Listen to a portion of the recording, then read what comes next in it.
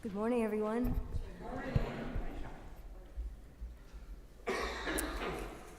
And happy little bit after the rain day. Welcome to the Unitarian Universalist Meetinghouse of Provincetown, where we affirm the inherent worthiness and dignity of every person, and where we support each other on our spiritual search for truth and meaning. My name is Shar Priolo, and I'm a member of the worship committee, and I am serving as your worship host today. Welcome to all of you in the room, and welcome to those of you joining us on the live stream today. This morning we welcome to our pulpit Lucinda Garthwaite. Lucinda is a longtime Unitarian Universalist and a member of this Meetinghouse. She's the founding executive director of the Institute for Liberatory Innovation. What's that, you say? Liberatory, freedom of thought, freedom of self. A nonprofit committed to co-creating systems where all people can thrive, where compassion leads to action, curiosity inspires connection, and restorative accountability ensures sustained progress. And she's the author of Bumbling Humans, Reflections on Liberatory Change. Something probably all of us could star in.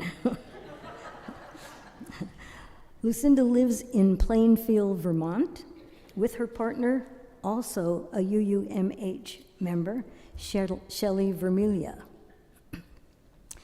Thank you so much today, Lucinda, for sharing your message with us.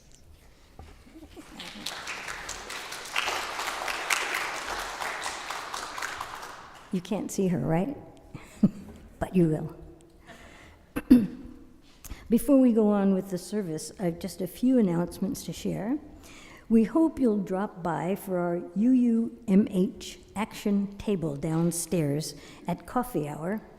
Each week, or most weeks anyway, we offer an action that you can take on to support our Unitarian Universalist values in the world. This might be by writing a thank you note or signing a petition, by making a donation or calling a senator. Just one thing we can do each week to make us feel less hopeless and more powerful. Today's action is making calls and sending postcards in support of Medicaid and Medicare, programs that take care of the health of our seniors and the most vulnerable in our communities. The budget proposals heading to the House and the Senate put these programs at risk. You'll find on the action table the phone numbers for our Massachusetts representatives, along with a possible script for you to use to urge them not to cut the funding to these important programs. And for those of you who'd like to do a little more, there are packets of 5 postcards, each with addresses, stamps, and a script to write on them to low-income Democratic and Republican voters in California, urging them to call their own congressman who has voted to cut the Medi-Cal program. You can fill these postcards out here or take them home. We are looking forward to celebrating Easter Sunday together. On April 20th, we love to have an Easter egg hunt on the lawn every year after the service. So please consider donating plastic eggs, wrapped candy, and tiny toys for our Easter egg hunt. You can drop them off anytime before April 17. On that day, any Easter Bunny helpers who want to stuff tiny eggs can meet at 2 p.m. downstairs in Acker Bosworth Hall. When you bring your things in, you can just put them on the bench inside the front door of the church. And finally, if you're here in person today, we hope that you will stick around for a little while after the service ends for coffee and conversation downstairs in Acker Bosworth Hall. And now, let's take a moment to affirm our community's covenant. You can find this on the little purple laminated cards in your pew, or you can just listen line by line and echo it back as I say each line. Love is the spirit of this meeting house. This is our great covenant. To dwell together in peace. To seek the truth in love. And to help one another. Thank you. Actually feels good to say that, doesn't it? And now, oops. Well, we're going to fix this. Oh, it's fixed. And now, as we light our chalice here in the sanctuary, Mercury's in retrograde, and I just had a moment, but I'm back. Now, as we light our chalice here in the sanctuary, I invite those of you watching online to light a candle wherever you are, so that in this way we can feel connected, even though we are apart. I invite Ellen to come up and light our chalice for us as I read these words. May we be reminded here of our highest aspirations, and inspired to bring our gifts of love and service to the altar of humanity. May we know once again that we are not isolated beings, but connected in mystery and miracle to the universe, to this community, and to each other. Thank you.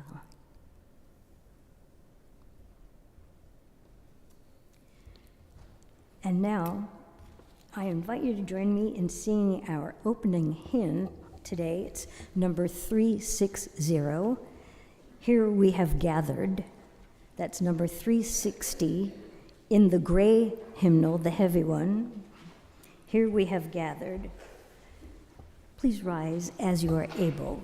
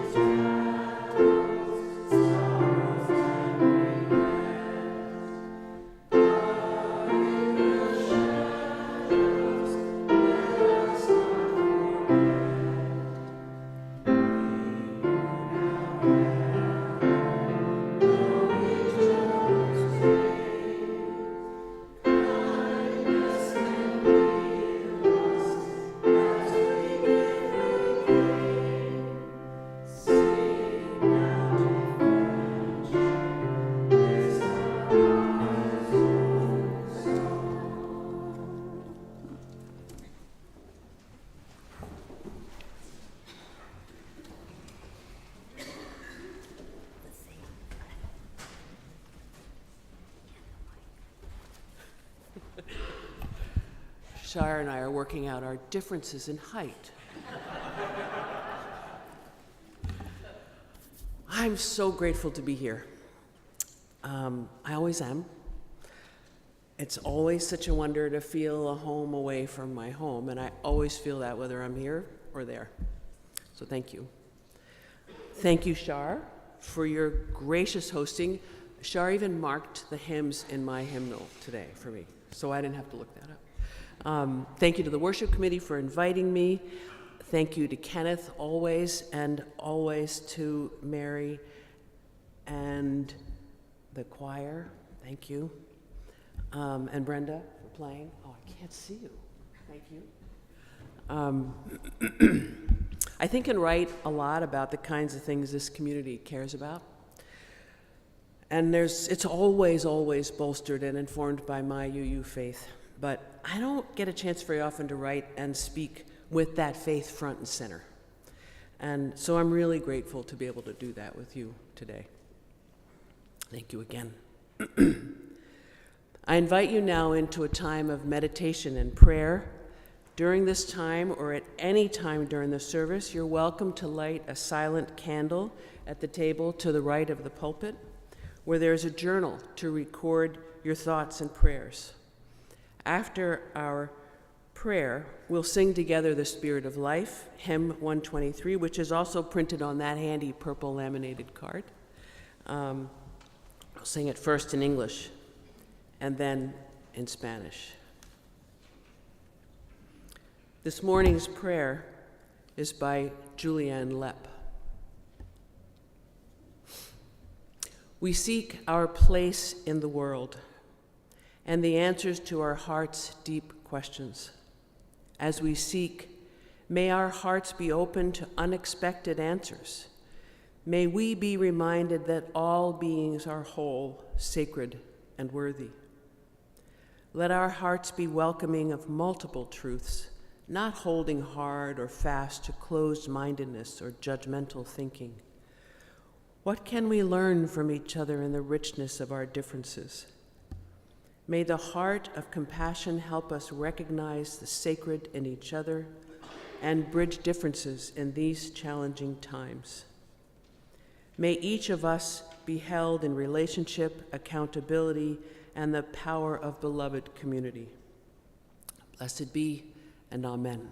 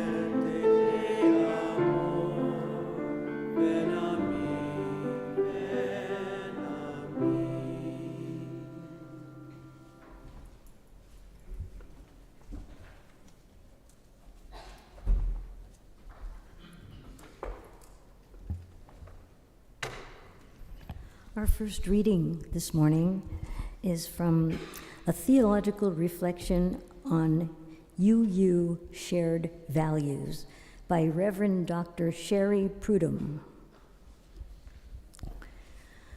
We declare that there are many paths to the sacred. We hold fast to the notion that one religion does not hold all the truth for all time, not even Unitarian Universalism. We maintain that a free, open, and respectful dialogue is one of the primary ways our theological perspectives evolve and grow. We work to counter everything and anything that inhibits either the free and responsible search for truth and meaning or the embrace of our differences and commonalities with love, curiosity, and respect. So ends the reading.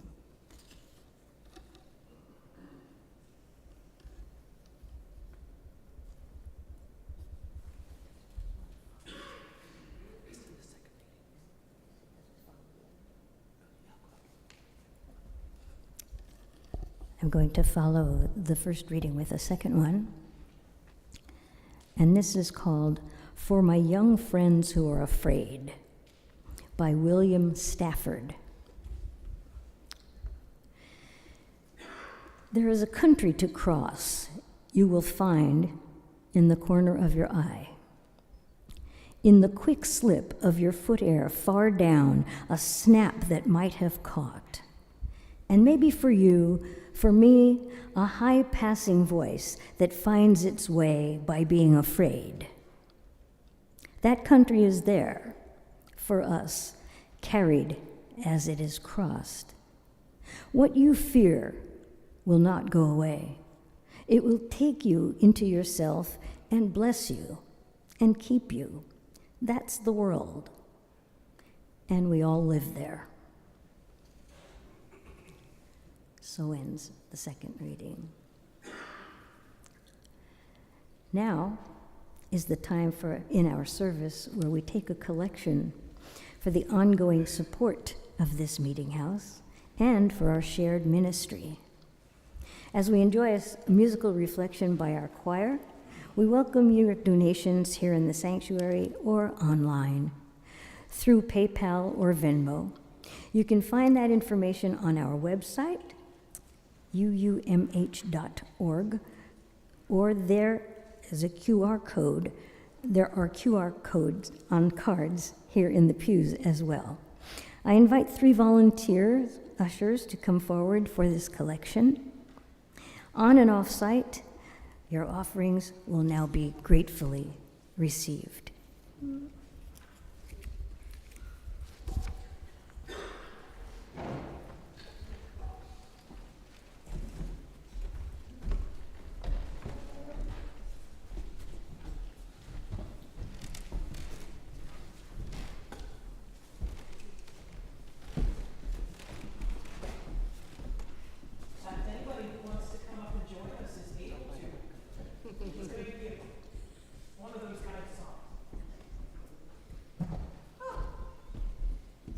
I know you see me, but I'm still in bed, sorry.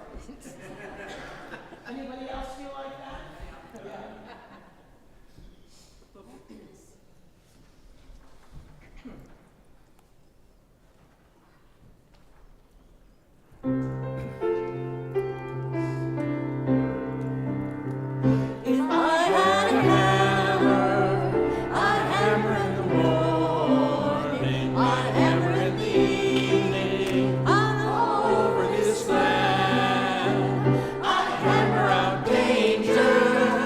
I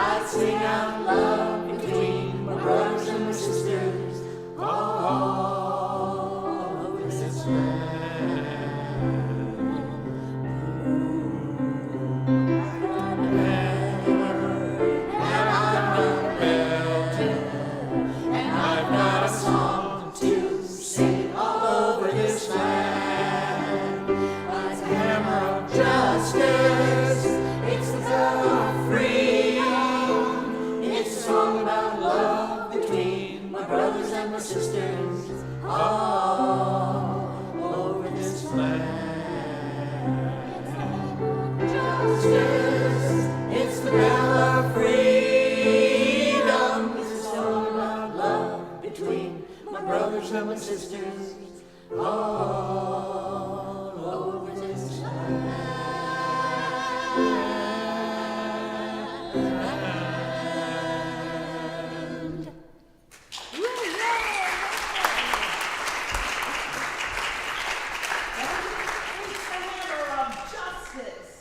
It's the bell of freedom, and it's a song about the love between my brothers and my sisters. Thank you for singing. Where's the choir? Justice, it's the bell of freedom. It's a song about love between brothers and sisters. Thank you, Brenda.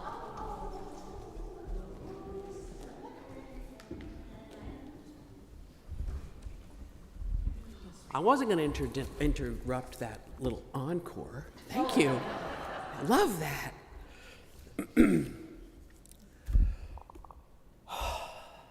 Wait, I promised some friends that I would do this. Okay. All right. A month ago or so, a young man decided to surprise his wife with a night away. She was well into her first pregnancy and really tired. He had a few unexpected days off from work, so he went online and found an inexpensive hotel in a coastal town and made reservations for dinner at a restaurant they'd never been to.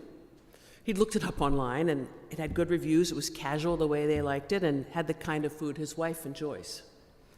So they set off early on a Saturday morning and reached the coast in time for a simple lunch and a long walk on the beach. Then they made their way to the restaurant, excited for a good meal. It's a nice story, right? Except when they got to the restaurant, they were turned away. Not because they're brown-skinned or transgender, not because she wore a burqa or he a turban. Nope, he had on a MAGA hat. We don't serve MAGA, the manager said. That's illegal, of course. And his choice not to pursue that is another story. But they walked away angry, their restorative getaway pretty much ruined, and his political stance only hardened. When I heard this story, I thought, nope, we can't do that. But I also noticed something in myself like what William Stafford wrote in the poem that Shar read, by the way, very beautifully earlier. A voice that found its way to being afraid. Maybe for you, Stafford writes, this is also true. I felt afraid. I am often afraid of the hatred, anger, and willingness to destroy lives that's implied too often in others' beliefs. And I'm afraid that will escalate across the spectrum. But the last lines of Stafford's poem are, what you fear will not go away. It will take you into yourself and bless you and keep you. That's the world, he writes, and we all live there. It's the essence of pluralism, I think. The bottom line of it, pluralism infers a world replete with beliefs that I fear. In Unitarian Universalism, pluralism means, as Sherry Prudhomme writes, and Shar read a few minutes ago, working to counter anything that inhibits either the free and responsible search for truth and meaning or the embrace of our differences and commonalities with love, curiosity, and respect. But how do I do that when I am afraid? How do I do that in the face of beliefs that scare me and that will not go away? Can those beliefs bless me somehow, as Stafford's poem suggests? Well, maybe. For starters, I can meet those scary beliefs with curiosity and respect. Well, that means I would not withhold my respect from that young man in a MAGA hat, much less should I refuse him and his tired, pregnant wife service. I want you to know that I didn't see the irony in what I just said until I typed it several pages and many hours into thinking about this, the parallel with the Christian Christmas story, the man and his pregnant partner refused a room at the inn, spending the night in an animal stall. It's really old, this call to pluralism. To coexist peacefully, to behave in ways that make it possible for others to thrive, and it's really hard. Because pluralism isn't only about religion, although that was the original Unitarian Universalist claim to that value. It's a big part of why this faith called to me right away 35 years ago when I went to my first UU sermon. I grew up hearing my mother often say, "There are many paths to God." Exactly, she would say that. She'd say, "There are too many ways to be human, too many cultures, for there to be only one way to relate to the divine." That being Christian was, for us, she said, as much a cultural choice as any. She didn't care how we followed a loving spirit, just that we did. Then I got to my first UU church and heard something like what Reverend Prudhomme writes, "There are many paths to the sacred. We hold fast to the notion that one religion does not hold all truth for all time, not even Unitarian Universalism." That's controversial enough. It's heresy. For some religions, it's heresy. An entire belief system and the traditions, behaviors, requirements built around it are built on an irrefutable truth that there is one and only one way to relate to God. That's why Unitarians and Universalists were persecuted, houses of worship raided, destroyed in earlier centuries. People were killed.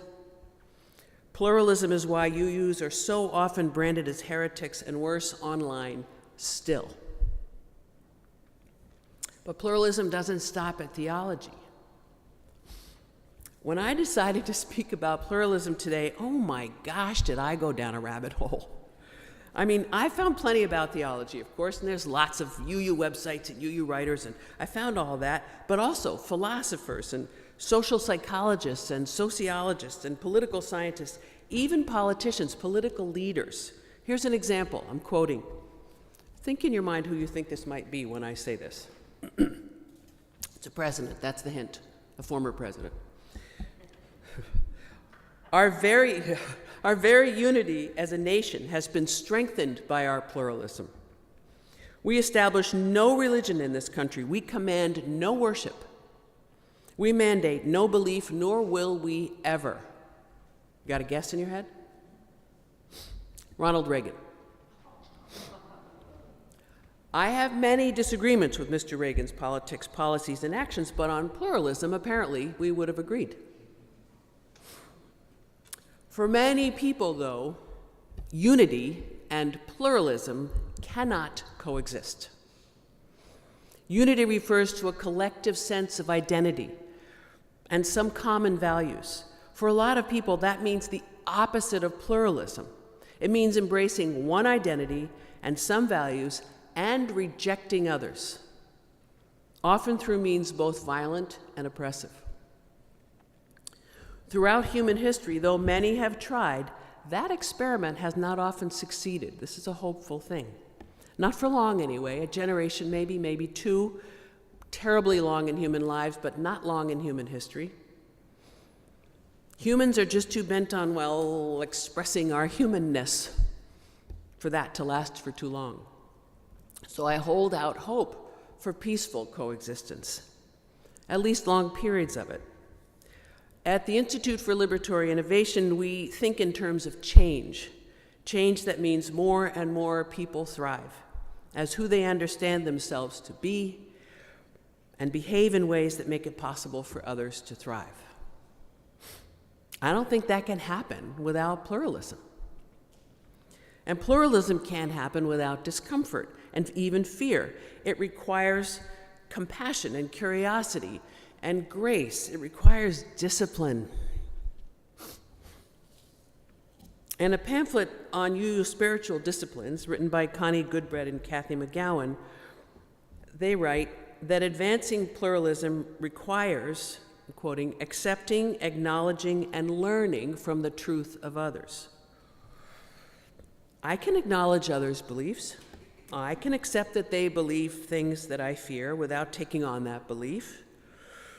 But learning from others' truths, is that where Stafford's blessing comes from? Can what I fear bless me? In the work I do, learning from beliefs I fear is a really critical part of our work. We can't generate new strategies for liberatory change unless we understand the beliefs that obstruct it. We can't practice liberation without practicing compassion. We can't practice compassion without understanding that others are suffering, that they are also afraid, and what fears underlie their beliefs.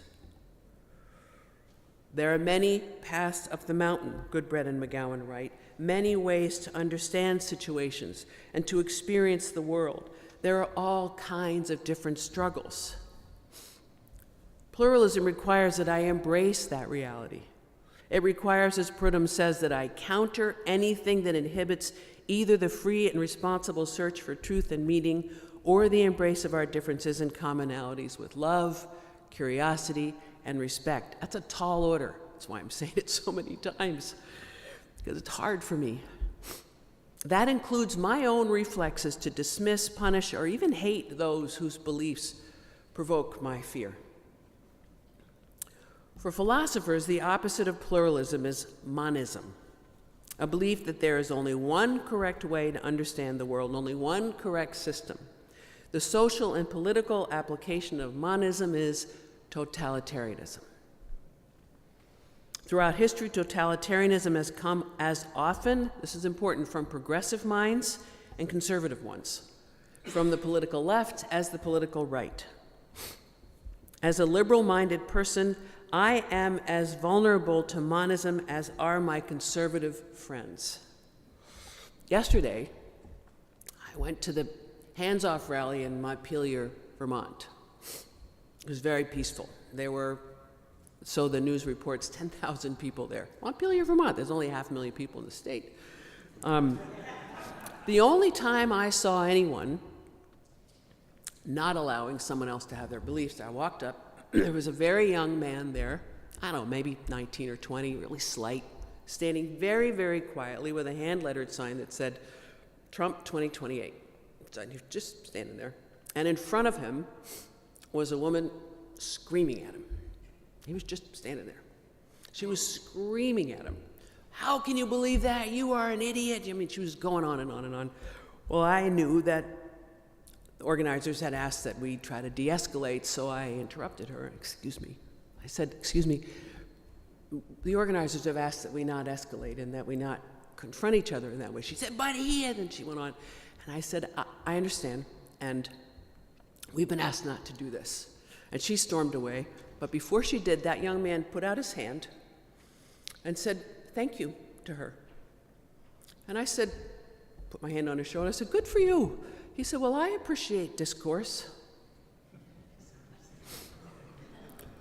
Pluralism requires that I be wary of my own instincts to dismiss others' beliefs.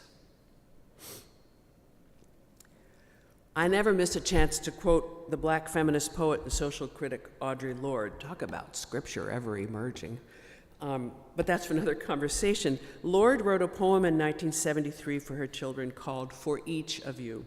It reads in part, when you are hungry, learn to eat whatever sustains you until morning, but do not be misled by details simply because you live them. And here's the stanza from which the title of this sermon comes. Lorde writes, remember, our sun is not the most noteworthy star, only the nearest. What I believe comes from how I live and have lived, the details of my life. It's based on the sources of light that I see, including Unitarian Universalism. Embracing pluralism requires me to know that. My understanding of the world sustains me. That doesn't mean it will sustain others. Mine is not the most noteworthy star, only the nearest. That's a little scary in itself. In my journey down the pluralism rabbit hole this week, I was often surprised by the sources of affirmation I found, like on the George W. Bush Presidential Library site. A piece called Pluralism is a Big Deal by Bush Center Director Chris Walsh and advisor William McKenzie. They start by describing the chaos of a morning commute, not probably on the Outer Cape, except maybe July and August.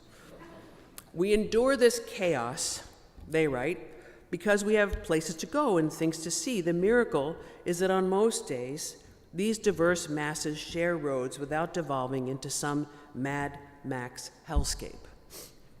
That's what pluralism is like, they say. Bad traffic. They go on. Pluralism simultaneously rewards and frustrates depending on the circumstances. Some days it's your ally by expanding access for individuals or groups into new spaces. Other days it's the bad traffic experience that allows and practices that you think are wrong. Either way, the commitment to pluralism provides broad social peace, they write, by allowing most people to live how they wish. Even, they argue, allowing things I might find absurd, objectionable, and unpopular.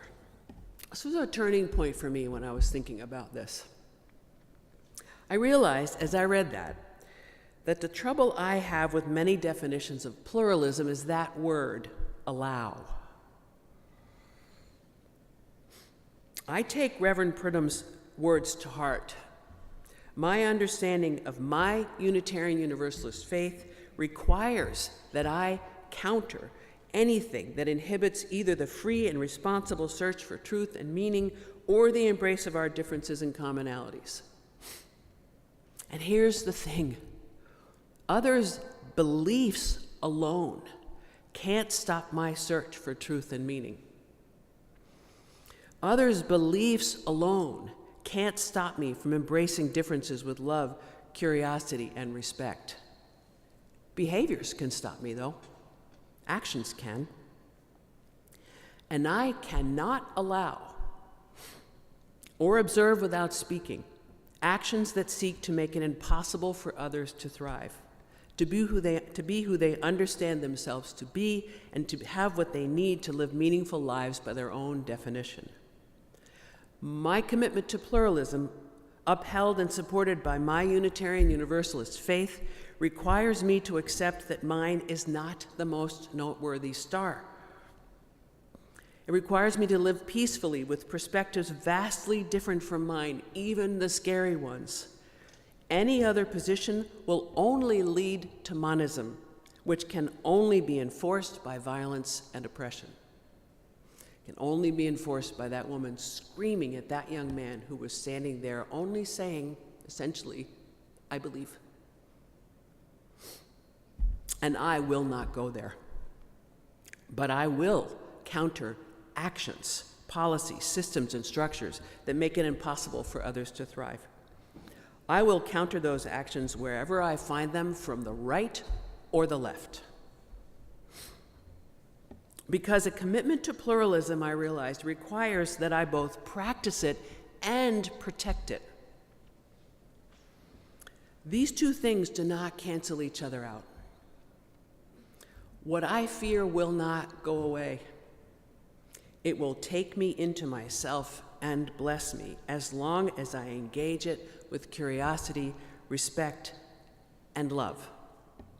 As long as I do not abide behaviors that diminish anyone's ability to thrive.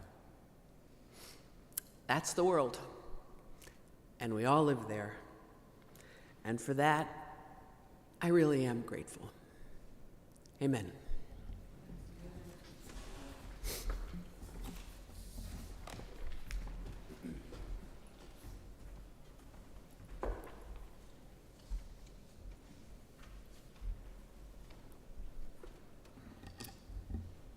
Thank you, Lucinda.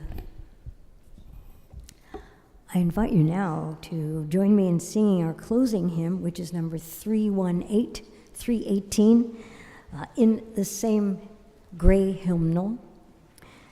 It's called We Would Be One. That's number 318, We Would Be One. Please rise as you are able.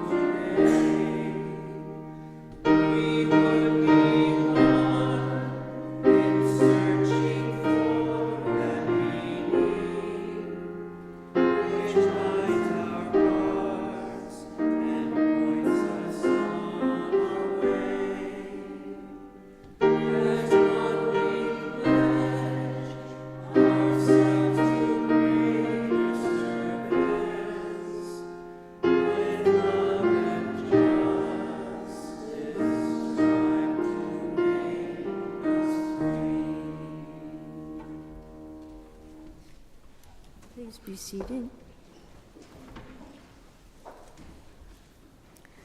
And it has become our practice to pose a question based on the theme of the service every week. It can be a topic of sharing at coffee hour today or with friends during the week. And if you'd like to delve deeper into this question, we invite you to join us at our Zoom coffee hour on Tuesday evening at 5 p.m. Please contact Kenneth in the office if you need that link. Our question this week is, what's a belief or a perspective that you fear and that may not go away? How will you engage it by practicing and protecting pluralism? Okay, one more time. What's a belief or perspective that you fear and that may not go away? How will you engage it? By practicing and protecting pluralism.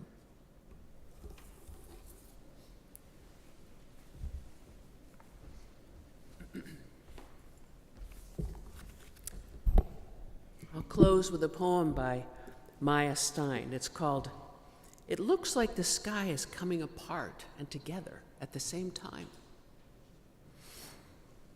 And the body is holding its losses like a fist, and a fleshy hope is opening to an unprecedented vastness. And whatever we think we are leaving behind, we'll keep insisting. And the things we desire will elude us, and our efforts will pose as failures, and we will not recognize how far we've come. And we will solve one problem and create another, and we will feel broken, and we will not be broken. And the silence will be deafening, and we will love. And no one will appear to be listening, and there will be too many doors to choose from. And we will keep saying, I don't know how to do this. And we will be more capable than we ever imagined. Go in peace.